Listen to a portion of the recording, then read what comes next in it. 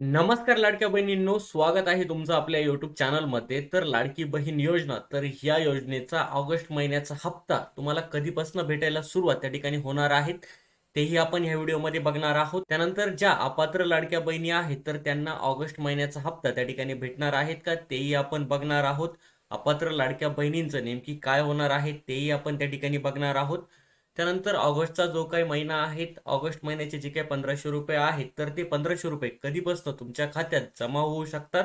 तुम्ही जर चॅनलवरती पहिल्यांदा आला असाल तर चॅनलला सबस्क्राईब करा, त्या शेजारील बेलचं बटन सर्वांनी प्रेस करा. तर सविस्तर इन्फॉर्मेशन आपण बघूयात.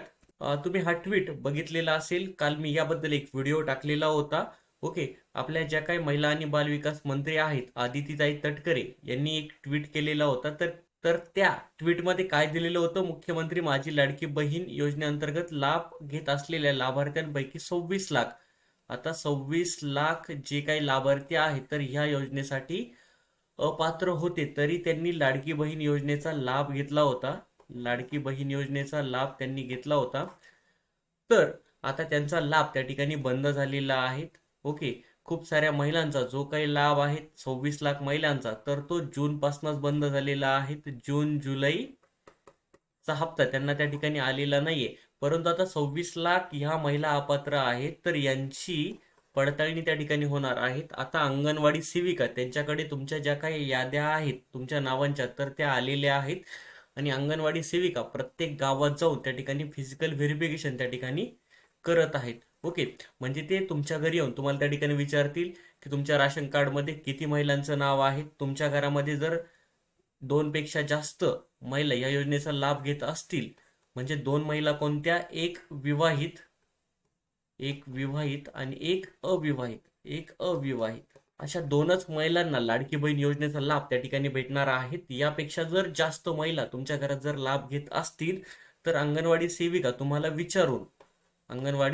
तुम्हाला विचारून त्यातील दोघींना पात्र ठेवणार आहेत, आणि बाकीच्या सर्व ज्या काही महिला आहेत तर त्यांना अपात्र करणार आहेत. ओके. ते तुमचे राशन कार्ड त्या ठिकाणी मागू शकतात, राशन कार्डमध्ये किती नाव आहे ते चेक करू शकतात, फिजिकल चेक करणार आहेत. त्याच्यानंतर तुमचं आधार कार्ड चेक करू शकतात, आणि तुम्हाला त्या ठिकाणी विचारणार आहेत कोणत्या बहिणींचा लाभ त्या ठिकाणी चालू ठेवायचा आहे, तुमच्या घरातील कोणत्या महिलांचा लाभ त्या ठिकाणी चालू ठेवायचा आहे, आणि कोणत्या महिलांचा लाभ त्या ठिकाणी बंद करायचा आहे. ओके. आता छाननी सुरू झालेली आहे. आता सर्वात महत्वाचं काय आहे, ते जे पात्र होते, ओके, जे लाभार्थी पात्र होते, ज्या लाडक्या बहिणी पात्र होत्या परंतु त्यांचे हप्ते त्या ठिकाणी बंद झालेले होते, जून जुलैचे हप्ते त्यांना त्या ठिकाणी आलेले नव्हते, तर त्यांच्यासाठी एक आनंदाची बातमी आहे. आता छाननी चालू झालेली आहे. ज्यांचे हप्ते बंद झाले पात्र असूनही तरी त्यांचे हप्ते आता पुन्हा त्या ठिकाणी चालू होणार आहेत, आणि तुमची ज्यावेळेस पडताळणी होईल, तुमची जी काही यादी आहे तर यादी ती जिल्हा स्तरावर गेल्यानंतर, यादी अपडेट झाल्यानंतर तुमचे जे काही हप्ते आहेत तर ते चालू होणार आहेत. ओके. आता तुमचा जो काही हप्ता आहे जून जुलै ऑगस्टचा एकत्र भेटू शकतो का? सपोज आता ज्या लाडक्या बहिणी पात्र असूनही अपात्र दाखवलेल्या आहेत, ओके, त्यांची पडताळणी झाल्यानंतर त्यांना जून जुलै ऑगस्टचे असे तिन्ही हप्ते त्या ठिकाणी भेटू शकतात, परंतु कन्फर्म भेटतीलच अशी कुठल्या प्रकारची न्यूज त्या ठिकाणी नाही ते. ओके. तुम्हाला समजलेलं असेल, लाडकी बहीण योजनेअंतर्गत ज्या 26 लाख महिला या योजनेमध्ये अपात्र होत्या त्यांची जी काही चौकशी आहे, घरी जाऊन फिजिकल व्हेरिफिकेशन चालू झालेलं आहे. अंगणवाडी सेविका प्रत्येकीच्या घरी येऊन त्या ठिकाणी विचारत आहे तुम्हाला लाडकी बहीण योजनेचे हप्ते येतात का, नाही येत. त्याच्यानंतर तुमचं राशन कार्ड त्या ठिकाणी चेक होत आहेत, त्यानंतर तुमचं आधार कार्ड चेक होत आहेत, आणि तुम्हाला विचारूनच घरातील दोघींना त्या ठिकाणी पात्र त्या ठिकाणी करण्यात येत आहेत. एक विवाहित आणि एक अविवाहित अशा दोनच महिलांना त्या ठिकाणी पात्र करण्यात येत आहेत.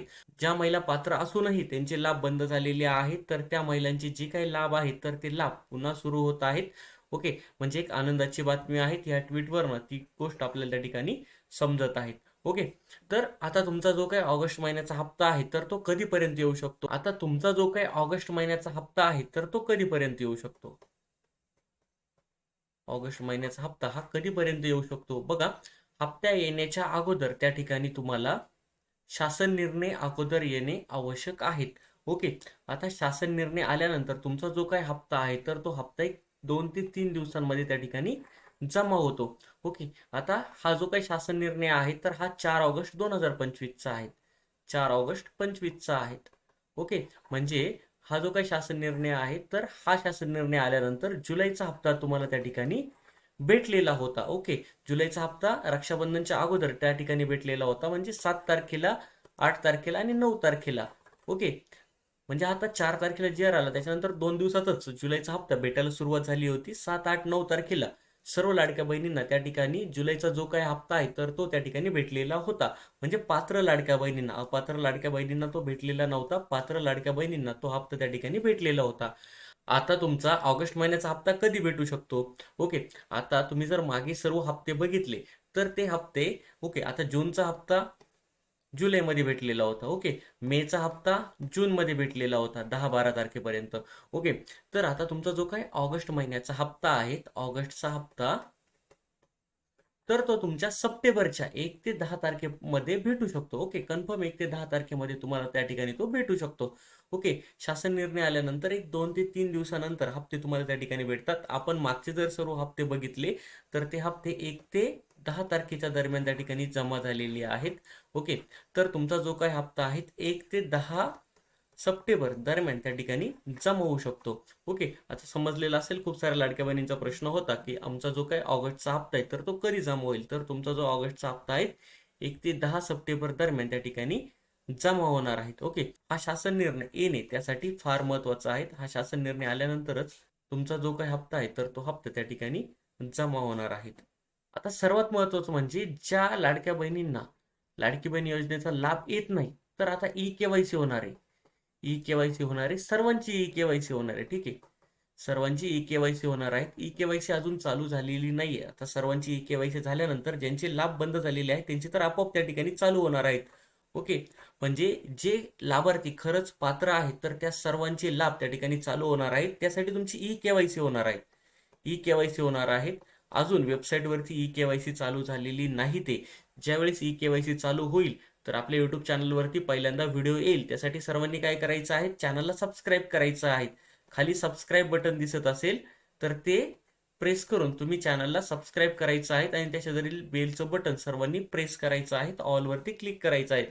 जेणेकरून ई केवायसी चालू झाल्यानंतर मी जो व्हिडिओ आपल्या युट्यूब चॅनलवरती टाकेल तो तुम्हाला बघता येईल आणि त्यानंतर तुम्हाला तुमची ई केवायसी त्या ठिकाणी करता येणार आहेत. आता या ठिकाणी अजून एक महत्त्वाचा पॉईंट काय आहे, ज्या लाडक्या बहिणी या योजनेमध्ये अपात्र होत्या तरी त्यांनी लाडकी बहीण योजनेचा लाभ घेतलेला होता. आता त्यांची छाननी झाल्यानंतर छाननी अंती ज्या लाडक्या बहिणी अपात्र असतील, ओके, ज्या लाडक्या बहिणी अपात्र असतील त्यांच्याबाबत माननीय मुख्यमंत्री, उपमुख्यमंत्री यांच्या मार्गदर्शनानुसार योग्य कारवाई करण्यात येईल. आता ज्या लाडक्या बहिणी अपात्र असूनही त्यांनी लाडकी बहीण योजनेचा लाभ घेतलेला होता, आता छाननी झाल्यानंतर पात्रता आणि अपात्रता स्पष्ट होणार आहेत. ज्या लाडक्या बहिणी अपात्रच या योजनेसाठी असणार आहेत तर यांच्यावरती योग्य ती कारवाई करण्यात येईल या ठिकाणी सांगितलेलं आहे या ट्विटमध्ये. म्हणजे तुम्ही घेतलेले 1500 रुपये आहेत प्रत्येक महिन्याला ते रिटर्न घेतले जाऊ शकतात किंवा अदर काही त्या ठिकाणी होऊ शकतं. तर जसं काय अपडेट येईल तर तुमच्यापर्यंत पोहोचवण्याचा नक्की प्रयत्न करेल. त्यासाठी तुम्ही चॅनलला सबस्क्राईब करायचं आहे, व्हिडिओला लाईक करायचं आहे, जास्तीत जास्त लाडक्या बहिणींपर्यंत व्हिडिओ त्या ठिकाणी शेअर करायचा आहे. आपण भेटूयात नवीन व्हिडिओमध्ये. थँक्यू.